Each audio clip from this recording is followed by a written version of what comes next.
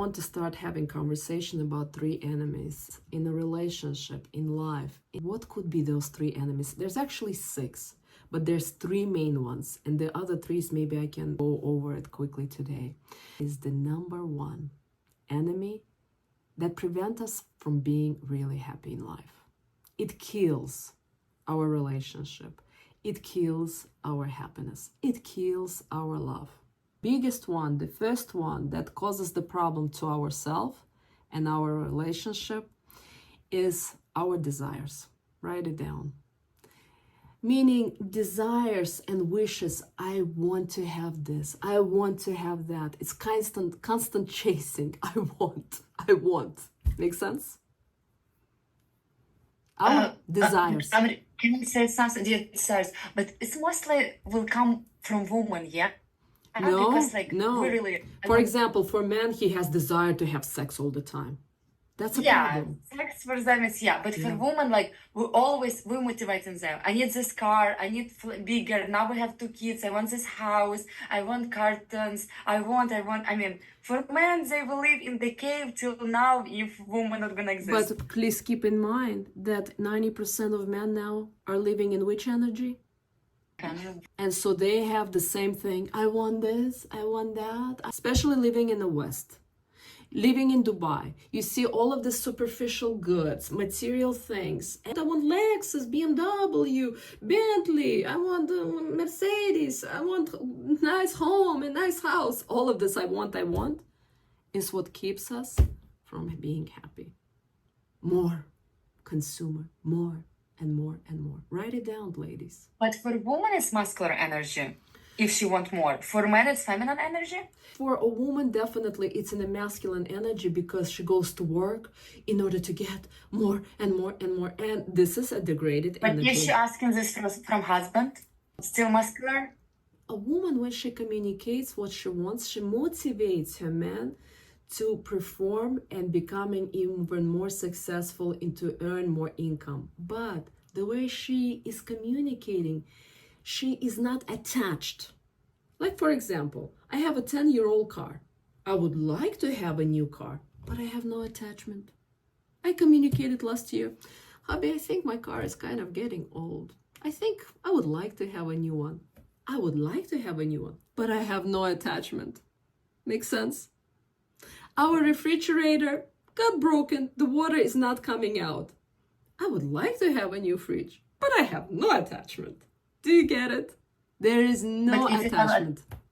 Even if I have this old car for the next 10 years, I'm still okay. Do you get it? No attachment. And when there's no attachment, guess what that does to a man? You want more and more to provide for you. Yes. Do you get it? But one more question. If I have attachment, then Yes. it's muscular energy. Yes. And guess what happens? He doesn't want to do that. Yes! Do you ladies get it? For me, you know what makes me happy? I'm gardening 6 hours a day right now, getting ready for cucumbers and tomatoes in my raised garden. I'm cooking, I'm cleaning, I'm meditating. I could care less if I have a new car or not. I could care less about if we're gonna have a basement or not, even though it will be nice because our 10-year-old can go into the basement, and I said that 3 years ago. But I have no attachment, I could care less. And guess who? Because I communicated that to my husband, who is trying to get off and get a new car. Him. But I have no attachment. Do you get it? And that means he doesn't kill himself. He has this motivation because I communicated, but I have no attachment. Zero. Because I'm content with what I have. Maria, I have a question about that. Yes. Let's say that your fridge broke, like the function of your fridge broke, and so now you just have like a cooler that you're trying to cook out of. Yeah. Is there a difference between that? Yes, there's a big difference. If the cooler and the functionality is not working like hobby, I think we need new fridge. My husband would go and buy it. Like, for example, the water heater broke. Obviously, he went and he bought it, if that makes sense. But the water is not working. He actually asked me, how quickly do you want me to buy fridge? I'm like, I don't care about it. And so because he knows I don't care about it, it will happen probably in 2-3 months, but not right now because we never use that water anyway. Make sense? Yes, got it. Yeah. But if the functionality, I would say, honey, I think we need a new fridge. That's it. And it's just gonna be that day or the next day he would have bought it. But I'm communicating, but I still don't have an attachment because guess what? In the background, I trust him that it will be taken care of when he will take care of it because guess whose duty is to provide? His. Yes, he wants to eat. We need food. Where the food supposed to be? In the fridge. But where he gonna buy it? What kind of fridge he gonna buy it? No attachment. He probably gonna ask me, let's go shop for one. But I'm not gonna have an attachment for $10,000. I will show him which one I like, but I have no attachment. Do you see it? What do you do if in that case, though, he doesn't have that sense of urgency?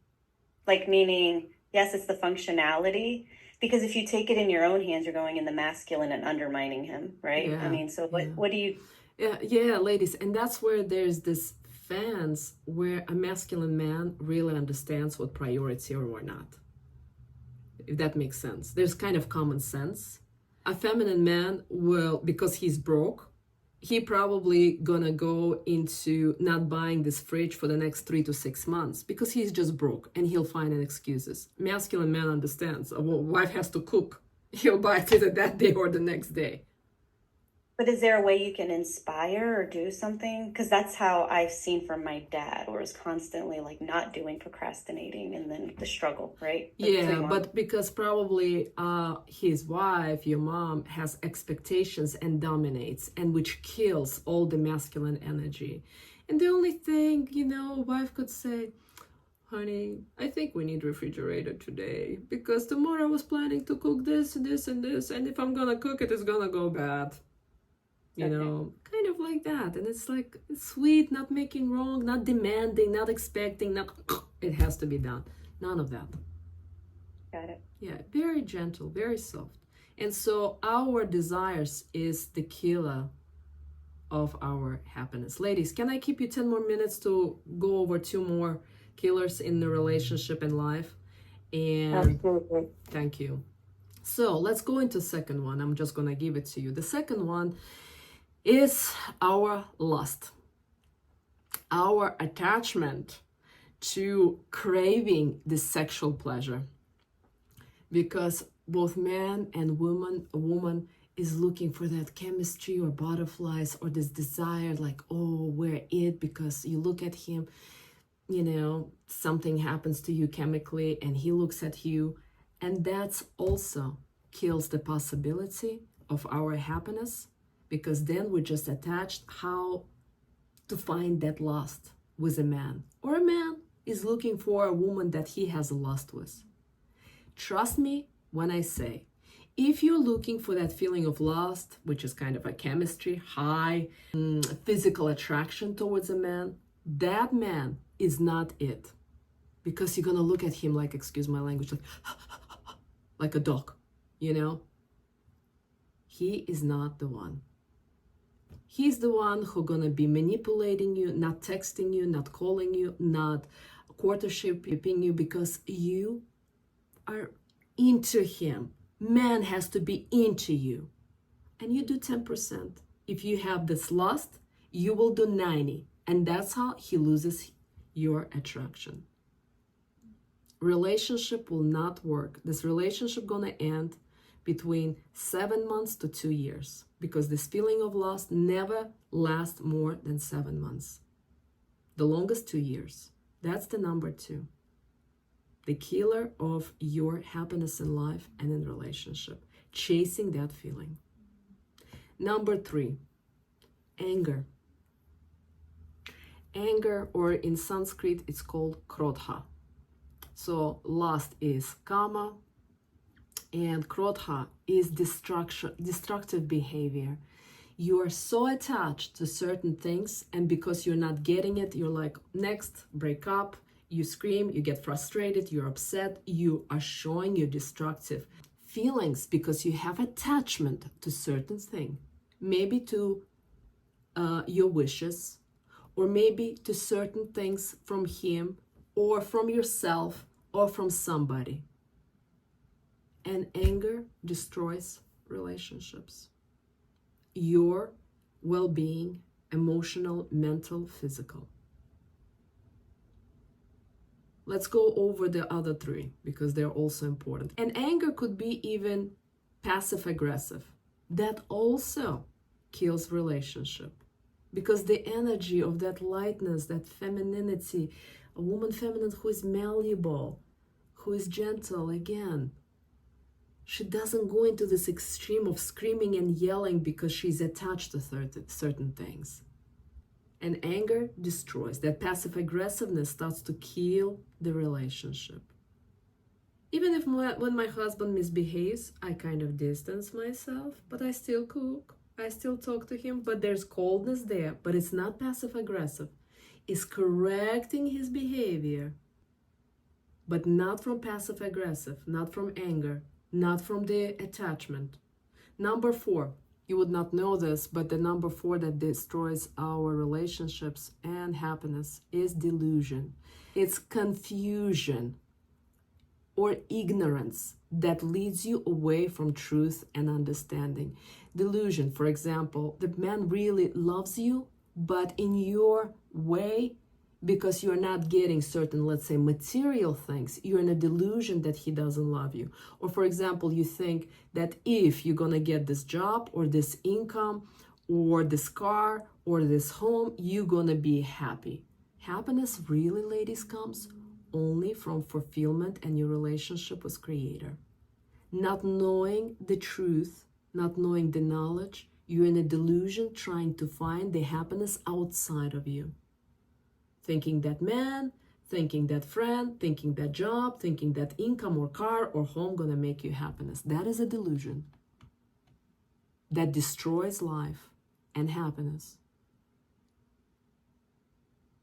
Material things gonna make you happy for a very short period of time. Few hours, few days, few weeks, done. Then you're chasing like a donkey and has the carrot in front of you. What's next? What's next?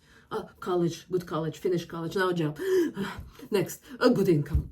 Next, husband. Next. And this is next. There's desires and wishes gonna continue, go, and you're gonna be like donkey and there's carrot in front of you. Next, next, next.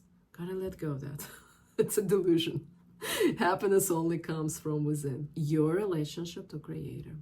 Number 5, pride. A lot of masculine women are very proud, meaning arrogant, excessive self-esteem, self-centered, selfish, as you mentioned earlier. For example, not having the humility to what men are going through, to what people are going through, to what you are internally going through, not having the compassion, instead proud, next, and next. And I don't like you for this, and I don't like you for that. And there's a lot of this arrogance to what I know.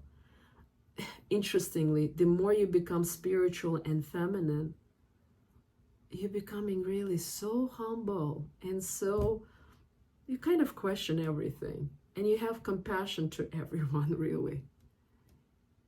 Everyone. And this has this certain problem because they're dealing with their karma, and this person deals with their certain circumstances. We met yesterday as we were walking in a neighborhood near us. One of my old friends, and I met her husband. They're going through divorce, and he starts sharing his problem. My husband is like, oh my God, I don't want to listen to her. And I'm like, okay, well, the person is sharing, we gotta listen, and we're listening. And I have so much compassion to what he's going through. The wife wants to take 2 homes, took already all cars, and I feel compassion towards him. And all I could say is like, I'm so sorry you're going through this. Men are having a hard time. And so the sense of pride is really killing our relationship and our happiness. Number 6, envy. Envy. Envy is jealousy or resentment towards others who have certain possessions or successes. When we envy something, ladies, understand, you are taking their bad karma and you have this pile of karma. Now you have twice as big pile of karma because you were just jealous of them, because they have a home, they have a car, because they're married, because they have children, because they live in a nice neighborhood.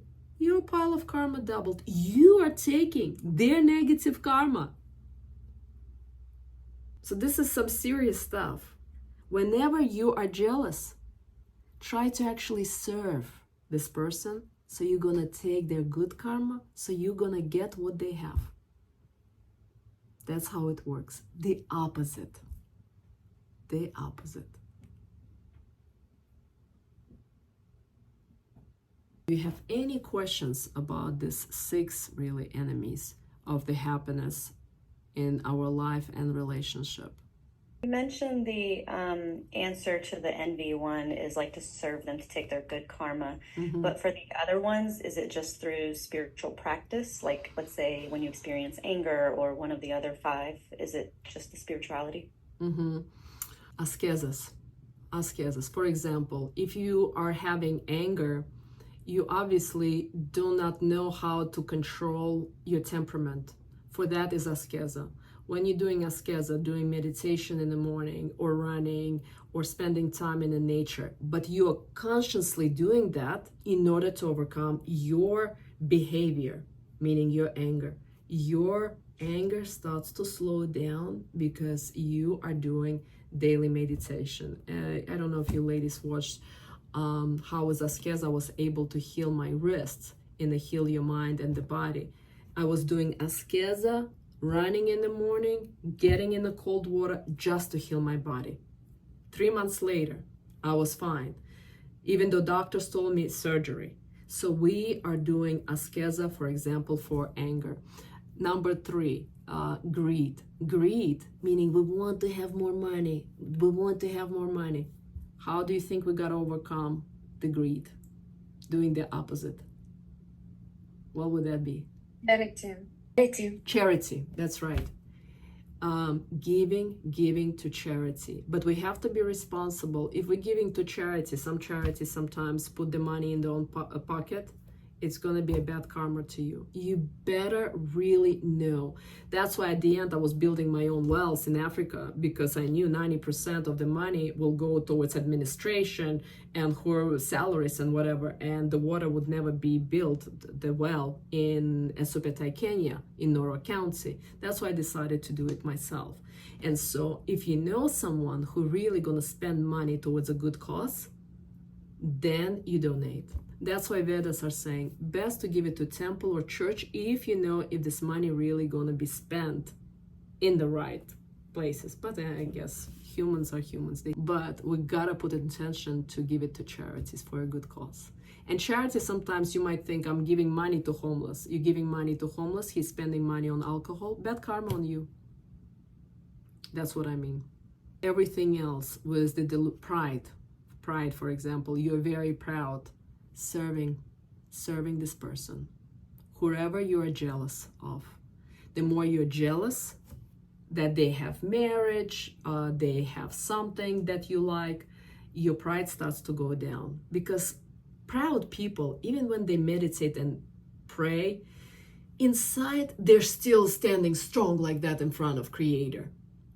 And when we're really meditating, our head goes down inside. Even if you're standing still like that, your head inside bows in front of Creator. That's why in India, when I see people who are very, very spiritually, I touch their feet.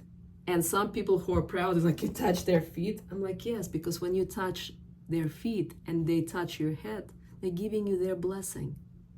A proud person will never touch dirty feet.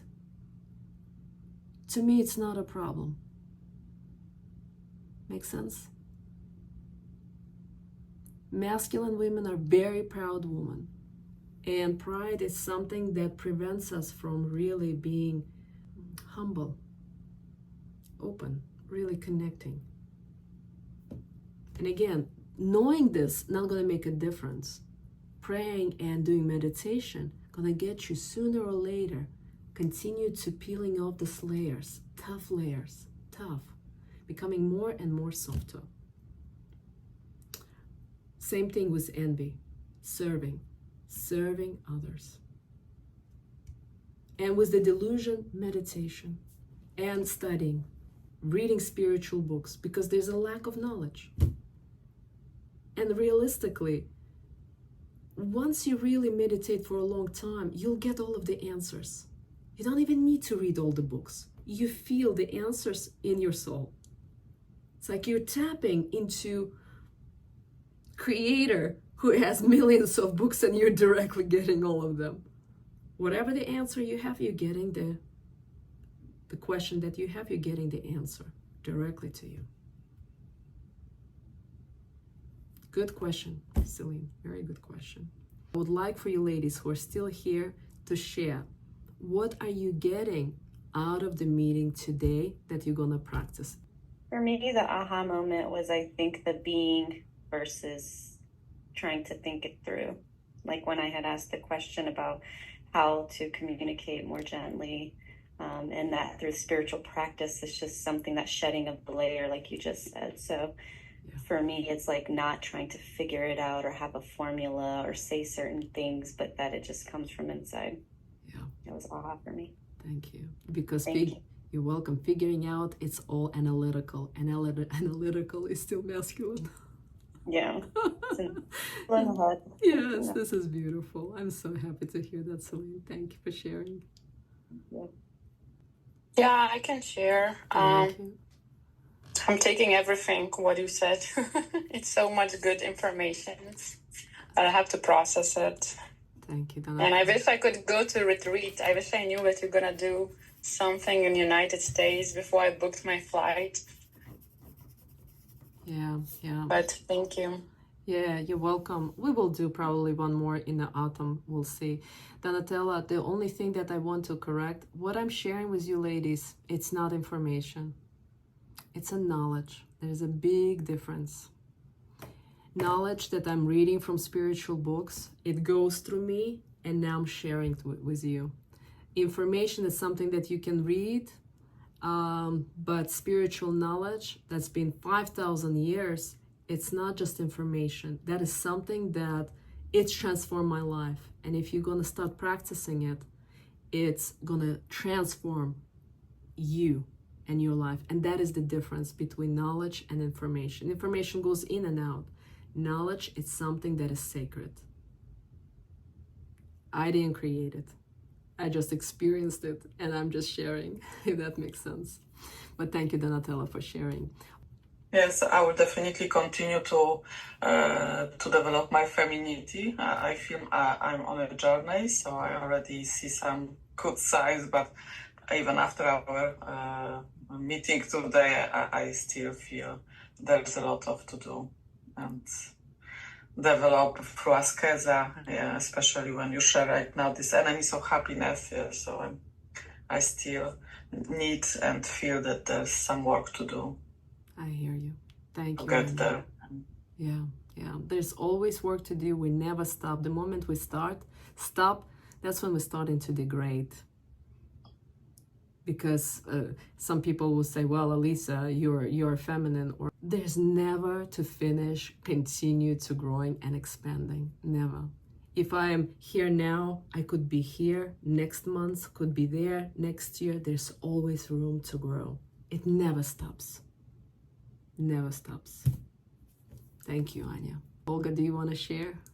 This what we went through, this enemy and jealousy, definitely, and proudness. I feel a lot, I really catch up a lot, I have this on me, and have a lot of deep work I need to do, especially when you mentioned about childhood, about parents. When I mentioned before that a lot from my childhood I don't remember, and this means that it was a lot of trauma there.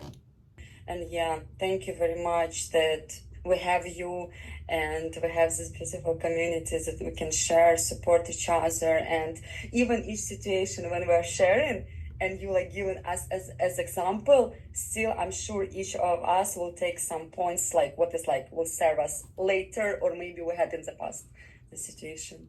Yeah, absolutely. very You're welcome, Olga. And I just want to share is that you're gonna continue making mistake over and over and over. It's like you don't become a good violin musician until 5, 6, and 10 years, and they're practicing. But what do we practice daily? We go to work. That's what we're practicing, becoming better and better masculine woman. And in order to become a feminine woman, we gotta practice and connecting to Creator. And the more we put in the time to connect to Creator, the faster we can start shedding off that masculine energy, because society is teaching us completely opposite. And so it's not about how fast you will get there. It's just embracing that this is a journey, and you will make mistakes, like violinists making mistakes when they're practicing. And it's part of the process. Falling and making mistake and keep walking. Falling, making mistake and keep walking. And it's going to become better and better. It's part of the journey. And I just want to acknowledge that, yes, you still make mistake. You're human. I make mistakes too. We all do. It's part of the journey. Oh, I'm beautiful. Thank you.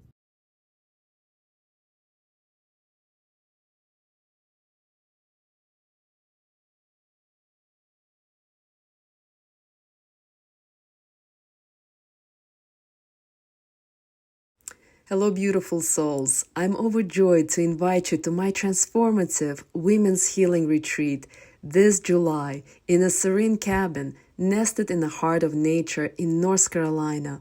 This retreat is designed as a sacred space for healing and self-discovery, where you can heal past relationships, childhood traumas, depression, anxiety, and anything else that no longer serves you.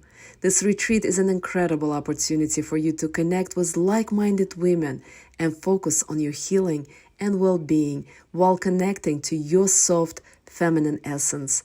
Spots are limited, so please reserve your spot today. Let's come together to heal, connect, and celebrate our journey as women. Namaste, ladies.